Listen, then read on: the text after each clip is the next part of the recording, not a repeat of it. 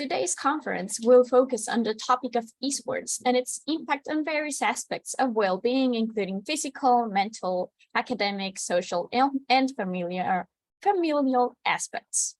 Our goal is to provide participants with tools and recommendations to make small changes that can benefit them while preserving the essence of this sport.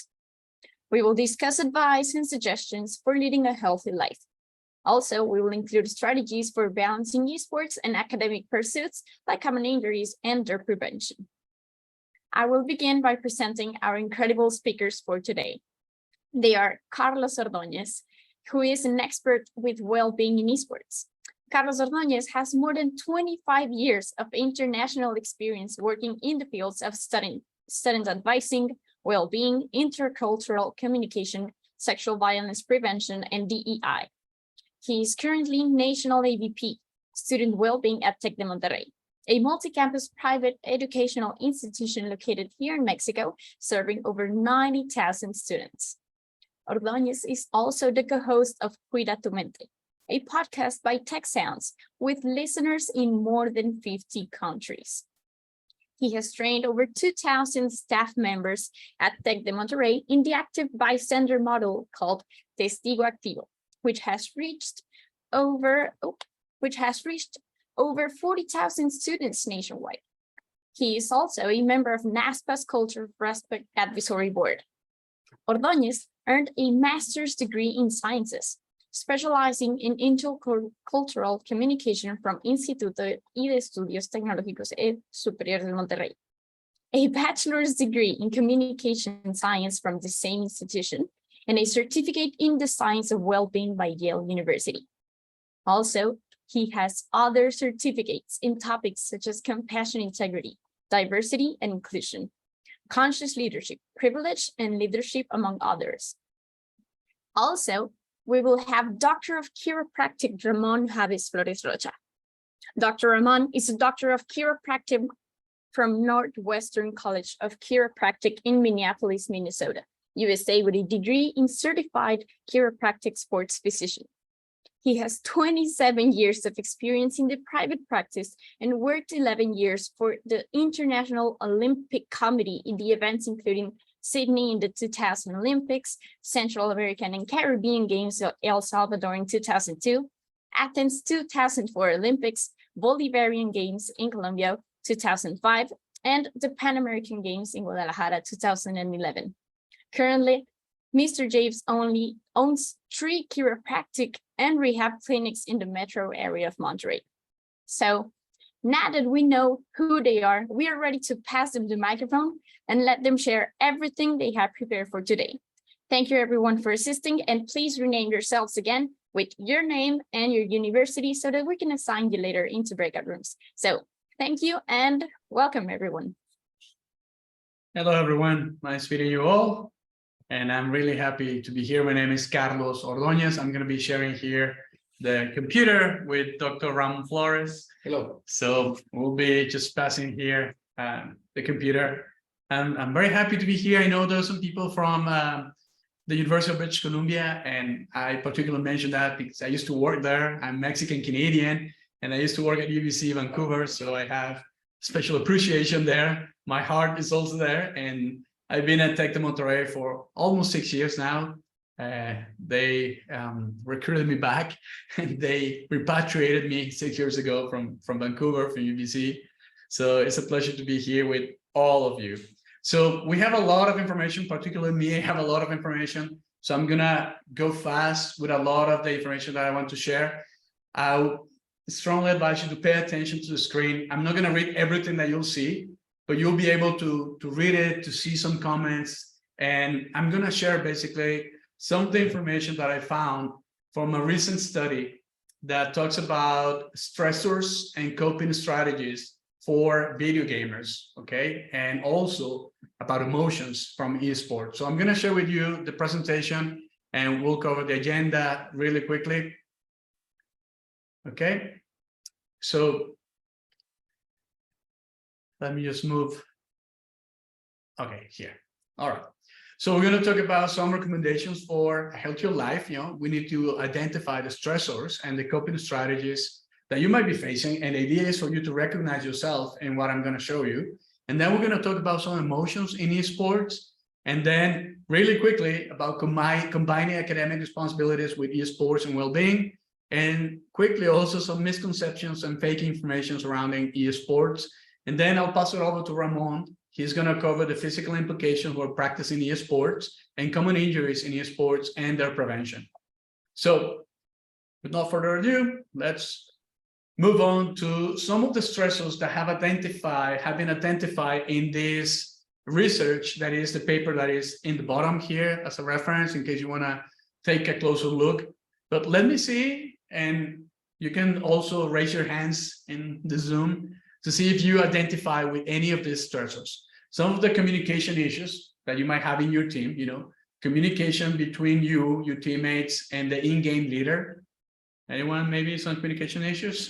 If you have your in-game leader next to you, don't hit him or her, just be aware.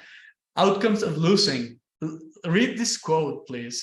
This is a quote from one of the students that participated in the research study that I'm sharing with you. He says, everything we were doing just wasn't working. Please feel the frustration, understand the frustration on this.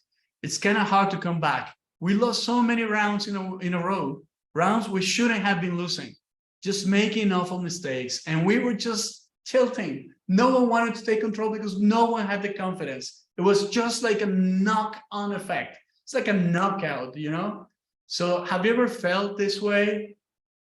Maybe raise your hand, think about it. I can't see you all, but maybe you can share if you have felt this way or you have heard any of your teammates feeling this way, making comments like this. So, lack of shared team goals. Have you ever felt like you and your teammates are not sharing the same goals, even though you're playing in the same thing? This is a recurring pattern that was found in the data from this research that they did. So one of the main issues was participants were not taking, or the teammates were not taking the practice seriously. It's like any sport. If you want to practice, if you want to train, you need to take it seriously. But these people said that, what they found out often is that there was too much joking around, people not taking this seriously. So that was a lack of shared team goals. Lack of confidence in teammates. This is also entering into the topic of emotions that we're going to cover in a few minutes. The emotional part of the team is what I'm scared of. If the emotions are taking over, oh my God. If they say that they can't do that, if they're feeling bad, everything just falls apart. So mental state, we're going to talk about it in a few minutes. But have you ever felt this? Have you ever identified this in yourself or your teammates? And then the inner critic. We're so not compassionate with ourselves. That self-compassion that we need so strongly, we never learn about it really. So we're really, really not self-compassionate with ourselves. And also the intra-team criticism. That means when someone is giving you some criticism, you should be able to take it. So that's what some participants, or one participant mentioned. I think to be able to take criticism is a huge skill. And this is everywhere. In the workplace, it's also a really important aspect. What about individual stressors? Well, they identify life balance, working towards a professional career. And what they talked about is making an actual decision to go into a professional career and the associated financial and social implications of this as a gamer, no? And then difficulties managing a lifestyle. A lot of people are concerned because, and I highlighted in yellow, they were not getting enough sleep.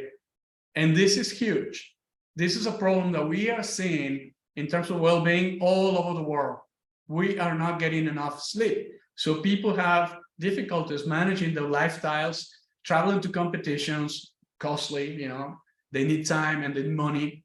And they also need to really manage their schedule really well to do their primary job or studies and also train with for the gaming and the video gaming aspects. What about other factors like external factors? Have you ever read any criticisms on social media as you're playing? The finals are broadcasted all over the world.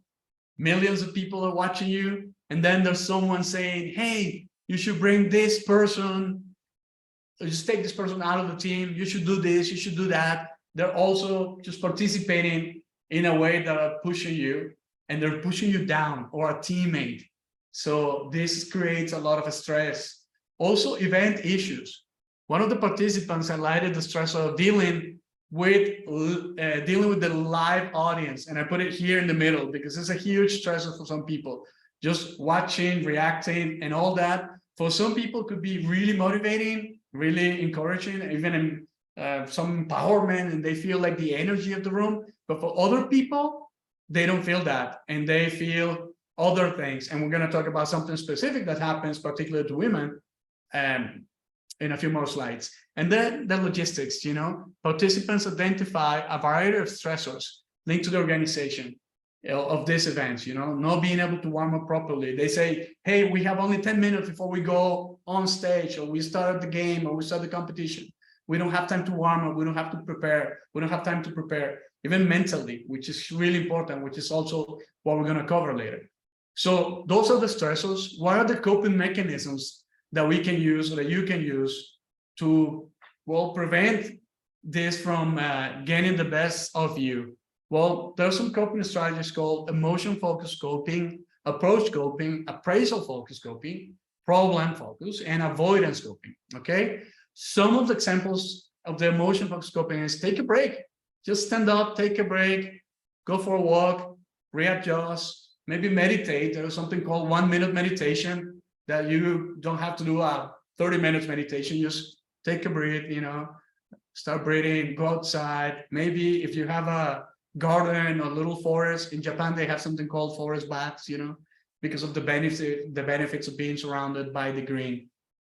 So like I said, for the sake of time, I'm not going to read all of this, and just give you some ideas of what you can do, problem-focused coping is talk to someone, talk to your teammate that you might be having an issue with. We talked about the communication issues before. So maybe, okay, talk to the person and say, hey, you know what, Melissa, let's talk about this. I'm seeing you like this and this and this.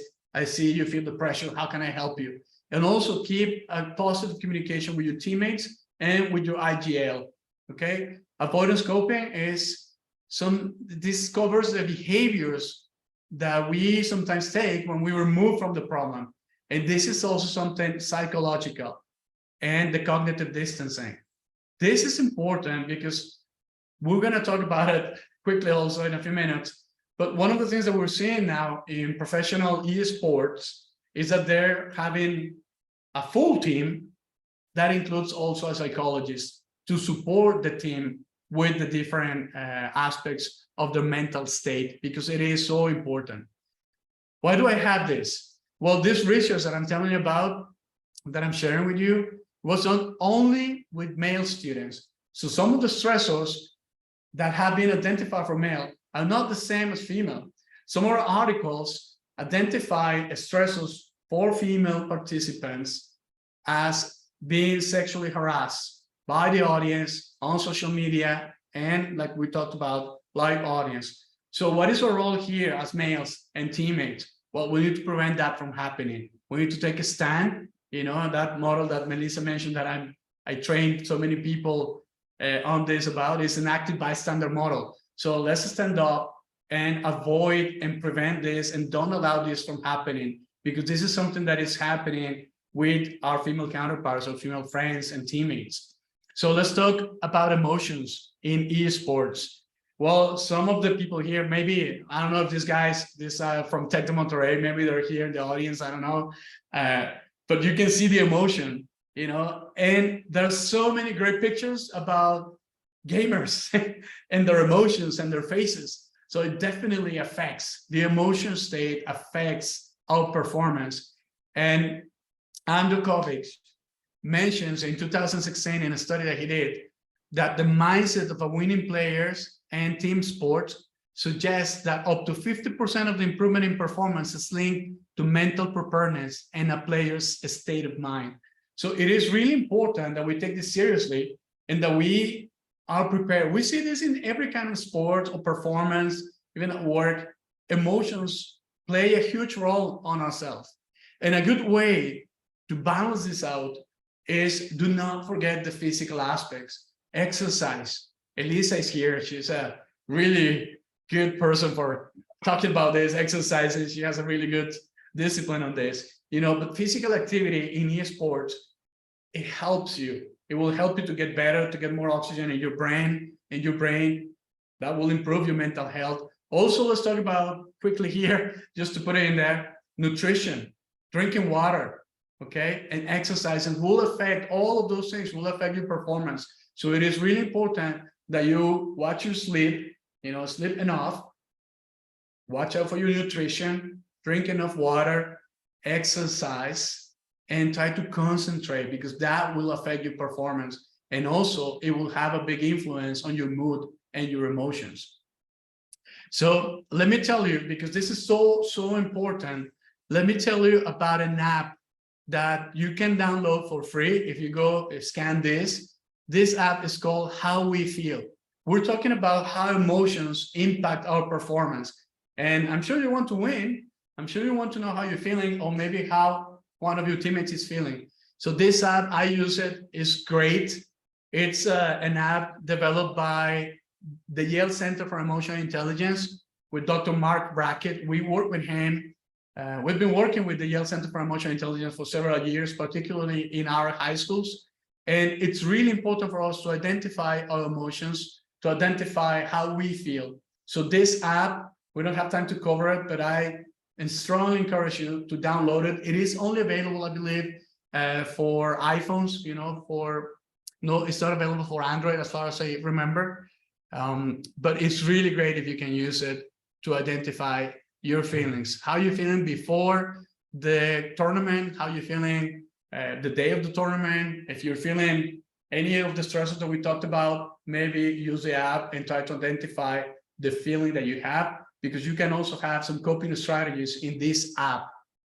So combining our esports with our academic activities, this is a huge issue, and probably something that you talked about with your parents. Let me tell you some data that might shock you. But then I'll tell you something else, don't worry. So the longitudinal cohort studies consistently find that self-control in childhood best predicts health, wealth, and happiness in adulthood. Far better than IQ scores, grades in school, friendliness, or popularity. So self-control. So we can clearly identify a really, really important aspect here. And, I don't know how everyone grew up as a child, but here there are some recommendations by some specific research. They talk about children. So if you're looking at this and you're like, oh my God, only 40 minutes? No, I do a lot more. Well, these recommendations are for children. So that's what I wanted to tell you, that, it might shock you, all these recommendations, but they were based for children. And what I'm sharing this with you is so that you have this as a guideline. There's some other researchers, one that I particularly admire very, very much. Is a futurist and a game designer by working in the Institute for the Future at Stanford University, Dr. Jane McGonigal, who's amazing. I really like her work. She says that, max 20 hours a week of gaming, okay? According to different research, if you go beyond that amount of time, you start seeing some problems, but up to that limit, everything seems to be still okay, okay? So if you have kids, if you have younger brothers, sisters, and they're overdoing this, watch out for them, okay? Because they might want to follow you, but it is not the same as an adult than as a kid, okay? There's also some recommendations here that you probably heard about. Okay, don't play video games that kill people, The way that Jane McGonigal mentions this in her research and her books, she mentions it's not violent video games, are video games with violent content, okay? It's a different perception. And according to her, there's no really correlation, let alone causation of social issues, like shootings and things like that, and playing video games. so far, there isn't. At least that's what she shares with all of us through her books. And she has a couple of great TED Talks that I recommend you to watch. So let me just go really quickly about some misconceptions and fake information surrounding esports and well-being. Well, we already talked about some of these things in the previous slides. You know, some people are saying that this will affect you, this will increase other social problems, but everything, you know, when we look at the research, it's always depending what kind of research and who did the research and who paid for the research. And that's what you find. You know, I particularly, like I said, like Jane McGonigal and what she mentions and the information that she shares with us about this, because she says that there are some video games, okay, I'm not saying that all video games, that she uses and she recommends a lot in the Institute for the Future at Stanford, because they develop a lot of different skills for the people playing them. And basically, they develop a lot of skills in strategy, critical thinking, teamwork, and collaboration, okay? You can also have a lot of positive emotions, like the slides of emotions that we show you. You can see a lot of positive emotions happening there. There's also research that says that it reduces anxiety and depression, okay? Jane McGonigal had a concussion some years ago, and she developed a game, Super Better, to battle against this. But basically, the way they're using these games is really cool, because they basically have challenges in the games. So they create different scenarios for the future. And you go into these games with your team, with teams from, you know, multicultural backgrounds and multidisciplinary backgrounds, and they together solve different problems that they are facing in these video games. So these different scenarios are actually developing different skills. So for some people also develop excitement, like I mentioned, joy, pride, and some other emotions like fear, anger, and sadness. But really, the sadness is not that much. It's just the emotion that you have when you lose. You can manage it with those coping mechanisms that we talked about. You feel sad, you feel maybe hurt, you know, but there are also a lot of good strategies that you can follow. And also the support of your teammates, it's key. It's really, really important what you can do. Some new research are talking about the highlights, or are highlighting the positive effects of playing video games. And also, you know, they mentioned one that I saw in the list of games that some of you guys are playing. It says here that gamers who play Counter-Strike Global Offensive revealed many positive emotions as a result of the competition and the cooperation. And another study of gamers found that experiencing positive emotions during the people who experience positive emotions during the game play better. They were less stressed, less frustrated, and even playing games with violent content has the potential to increase positive emotions. And also something really interesting that another research study found is that people playing FIFA 19, in that case was from 19, Counter-Strike Global Offensive, these gamers show a positive emotion and a positive approach to players. There's another study to players who they're playing with, and especially if they're in the same room. So if you're in an esports arena, that's even better. There's another research study that talks about League of Legends and the improvement in social connection, which is huge, because social connection is one of the risk factors that we have identified in our student population. And also people playing the FIFA video game, these players that develop positive emotions were more likely to win, and they also found that they found other players less often. So there are some misconceptions around this. So some final words on my part, so I can pass it over to Ramon, so he can talk about the physical aspects and the other things that we need to take care of. Well, esports competitors require performance model. Okay, it's important that you take care of your health and your lifestyle. Maybe if you are able to get a coach that or sponsor that can provide you with a psychologist, with a nutrologist, with a team of specialists, that will be really great to improve your performance level and also to keep it up for the longest time. I named this talk 10-year trip because it's also something mentioned by Jen McGonigal as a futurist. So 10 years, imagine yourself in 10 years, how are you going to be, what are you going to be doing? And think about this also when Ramón is showing you the information that he's going to share with you, because it's important that we think about these things. Physical activity is a low cost and effective intervention that can increase physical and mental health.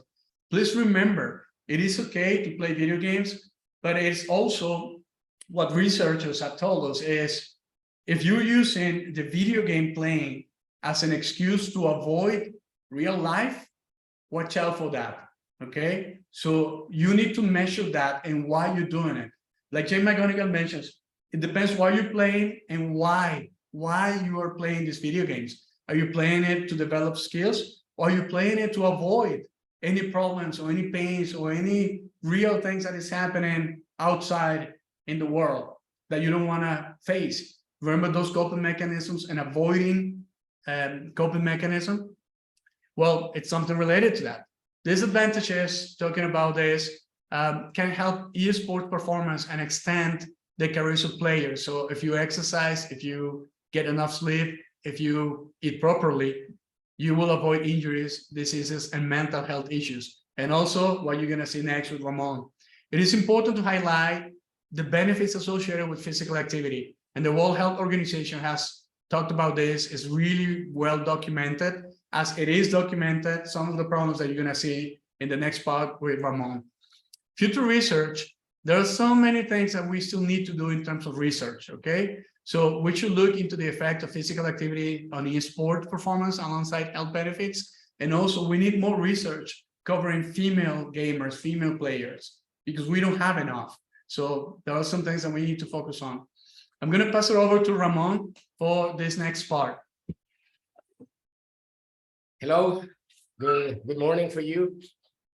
Good evening for us. I'm going to try to give you a lot of tips to avoid injuries. I know that I don't have a lot of time, but please help me out with the administration of it.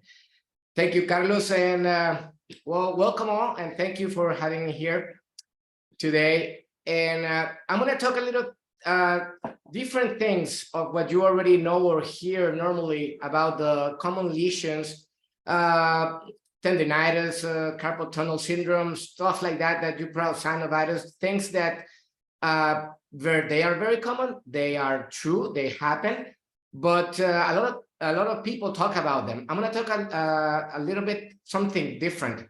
As a chiropractor, I'm going to do the approach of the spinal column, okay, especially the neck, but the whole spinal column. In this chart that we have here, we're going to see how the spinal column is what protects the continuation of the brain, you know, and from there, they exit all the nerves that go to every single part of our body, every single part of our organs and cells. So the importance of the health of the spinal column is more of what we just think of neck pain or low back pain, but it can damage some organs. They can damage our health in many different aspects of our daily life. Here is a little chart where the relationship they have every single vertebrae with the organs and with the possible the disease or symptoms that we can feel or suffer when our back gets misaligned or gets damaged or injured by any activity, in this case, well, esports. Here we have a chart that gives us in the degrees the amount of pounds that the neck is holding the head. You know, if we have a 0 degrees, is 12 to 12 pounds, and it's going to increase all the way up to 60 pounds, you know, from 10 to 60 pounds, according from the 0 degrees to 60 degrees in that chart that we have. That is a very common, very common bad posture that we as specialists are seeing every day now in younger patients. You know, these problems, we saw them before in patients above 40 or 50. Now we are seeing in patients with between 20 and 30 years old. And everything is because of our bad posture. Now, even the World Health Organization is giving a special category of these lesions are called electronic or technological lesions. And one specific that we are looking at here is called the text neck lesion that is going to give us a lot of problems in our neck that can give us later on migraine headaches, and they can give us neck pain, shoulder pain, even lack of strength, tingling and numbness, and in our arms and hands. Here's another example of how the muscle can stress a lot as we are changing our posture. Another example of what we saw already. Another one the same.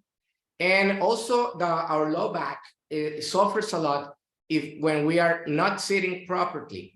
Here, I know that in the esports arenas, they have these special chairs or seats or couches or however they are called, but that's very important to have them, but it's more important how we sit on them, because we can have the best chair, but if we have a bad posture on it, it's not worth it, it's not helping us. And I'm going to give you a little tip that probably many people don't think about very often when we are sitting down. It's mainly in male gamers, but also in female nowadays, that with all the change of clothing that we have every day, and is the use of the wallet on the back pocket. We should never use our wallet in our back pocket. It's one of the most common causes of low back pain. And what is that? Because when we are sitting down, one of our hips is laying on our wallet and the other one in our chair. That gives us an unbalance. And if we are in that position for a lot of minutes or even hours, not only when we are playing, but when we are driving, when we are sitting down to eat, every time when we are sitting is giving us, is hurting our back without even us knowing about it. So that's an advice I can give you first to avoid these type of problems when you are going to be sitting down for a long period of time. Here we have some X-rays, or this in this chart, how the first, when going from left to right, the first X-ray or the first picture shows our normal lordosis, the normal curvature that our neck has to have to work properly. According to our postures or to the events that we are suffering through life, that curvature is getting lost to the point that is going to be in the reverse position. That is going to cause a lot of stress on the discs and a lot of stress on the vertebrae itself. Another advice that I can give you, and it was originally meant for office workers, but it applies very well for you and all the esports gamers, is a program that is called 20-20-20 rule. You know, what is that? It means that every 20 minutes we should walk or stand up for 20 steps, which it doesn't last more than 20 seconds, and drink 20 milliliters of water. It sounds more complicated than what it is. Probably the most complicated thing is to remember every 20 minutes. Maybe put an alarm or something. You don't have to stop playing. You can just stand up, change your position. In other type of sports, the injuries occur, but the movement or the extreme movement of the joints or the vertebrae in this case. In your case, is the opposite, is the lack of movement. We should not be in the same position for a long period of time, because that can injure our discs mainly. If you get up and you walk, or you just get up, stand up and get up, and you maybe just walk around the chair 20 seconds, that's going to give you a big difference on if your back hurts or if it doesn't hurt. And 20 milliliters of water is just a sip of water. If we think of a can of soda pop, it has 355 millimeters, so 20 milliliters is just a sip of water. Why the water? Like Carlos said, well, it's important for the whole body and is the main component of the disc. So we have to have the discs hydrated so they don't end up in a protrusion or even worse on a herniated disc. This is an X-ray that I had from my own practice. On the left is the normal curvature. We have in the middle when the curvature is getting lost. And in the third one, or the far right one, is when the curvature is going into the opposite direction.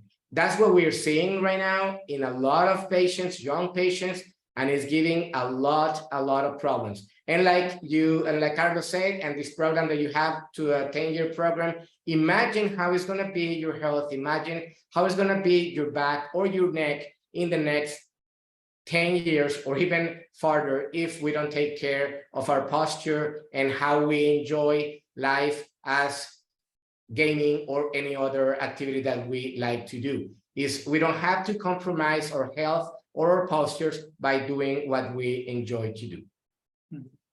And well, there's a lot of more things, but the time is eating us. So if you have any questions, I know that it's like some time of like a short room or something. Unfortunately, I won't be able to be there, but through Carlos, if you have any specific questions, I can answer them later on through any emails or any other type of communication. Thank you very much. I hope this is good for you, and so you can share it with your teammates and with your loved ones, your family mainly. Thank you very much. Thank you, Ramon. And also, I want to make a point of why we ended up with this particular picture. It's just a reminder of disconnecting. It is really cool to be connected all the time, but it's also kind of cool to go back to a pen and paper, post-it, a note, a letter. Take your time also for your health, you know, like a gratitude diary or something like that that you can do. So this picture was with all intention, and also to thank you, as it says there, for your attention. I know we provided you with a lot of information in 40 minutes. We stuck to the 40 minutes, so that's good. We were on time. So if anyone has any questions, I don't know if you want to put them in the chat or open the microphone or something.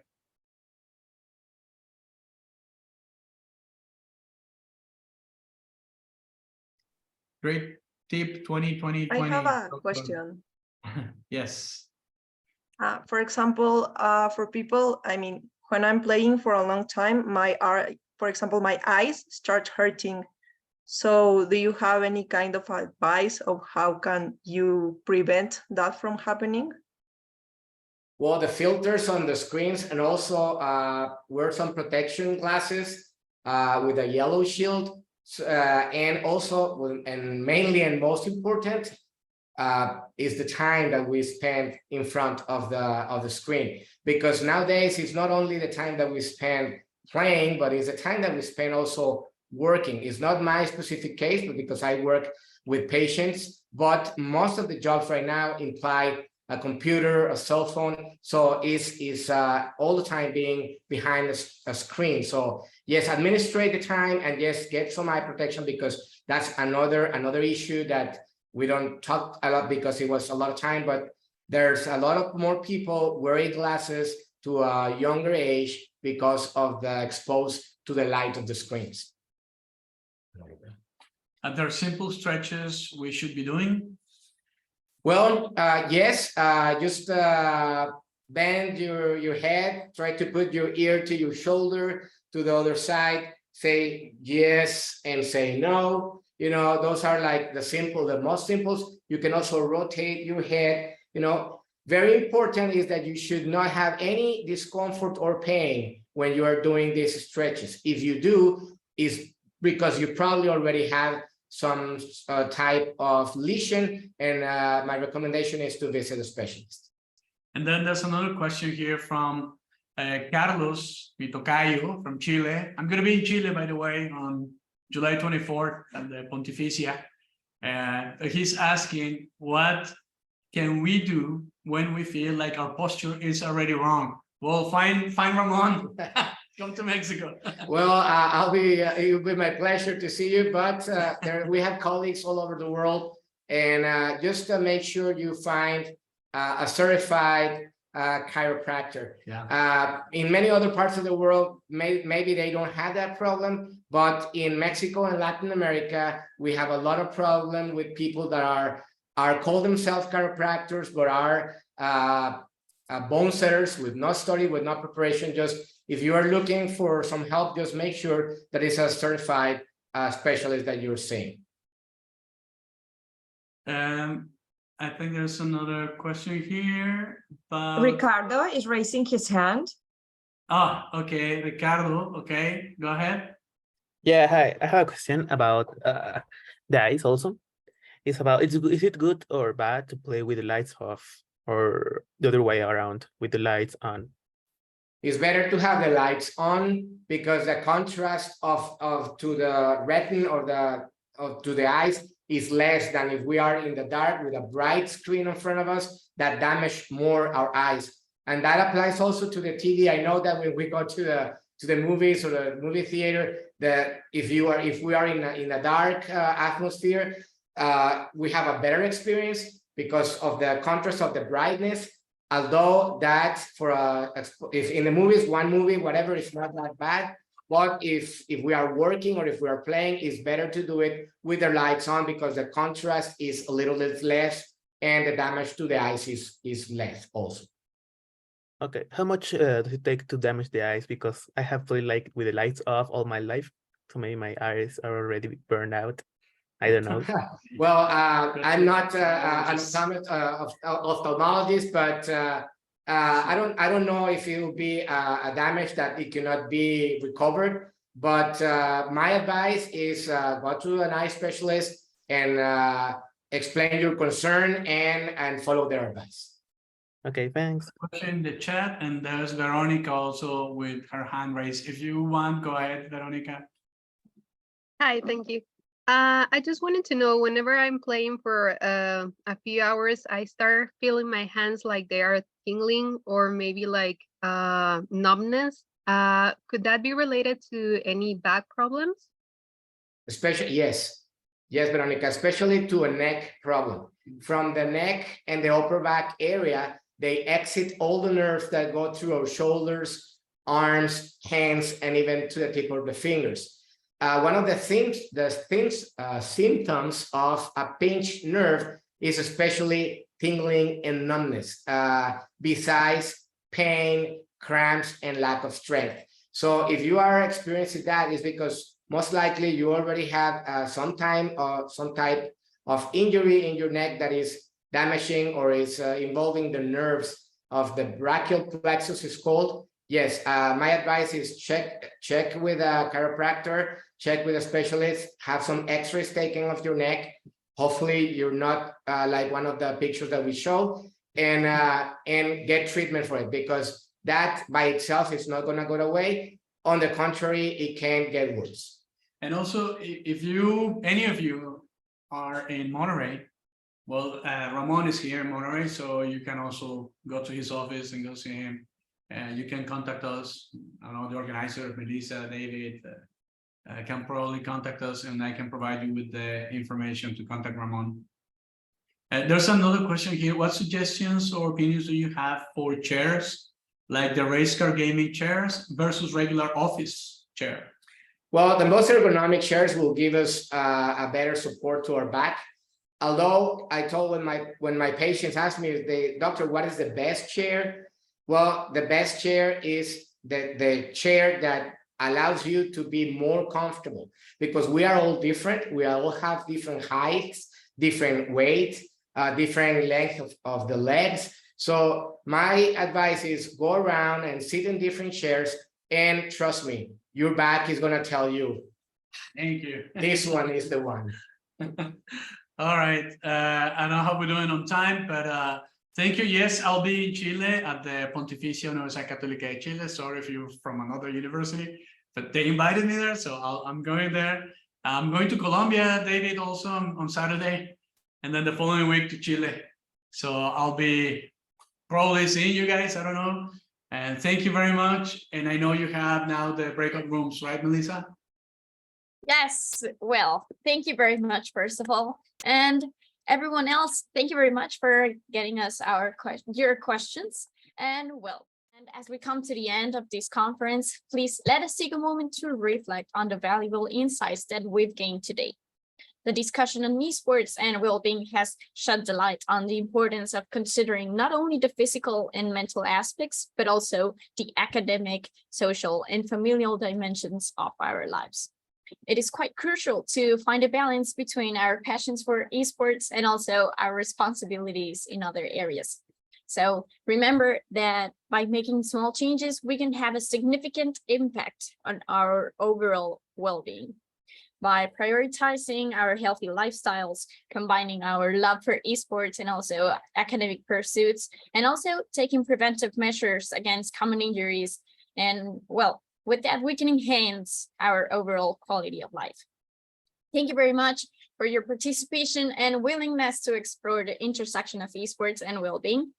May the knowledge gained today inspire you to make positive choices that will benefit your physical and mental health, also academic pursuits, personal relationships, and well, farewell everyone. May you continue to try both in and outside in the world of esports. For the next conference, we will have a minigame section, so save some minutes at the end so you can stay. We are planning to enjoy some time together, so if you're looking for more networking and meeting more of the APRU teammates, be prepared for the next session, which is the 21st of July at 9 a.m. Hong Kong time. And well, if anyone has any questions, we'll be staying here some extra time. Thank you, everyone, and off we go. Thank you very much.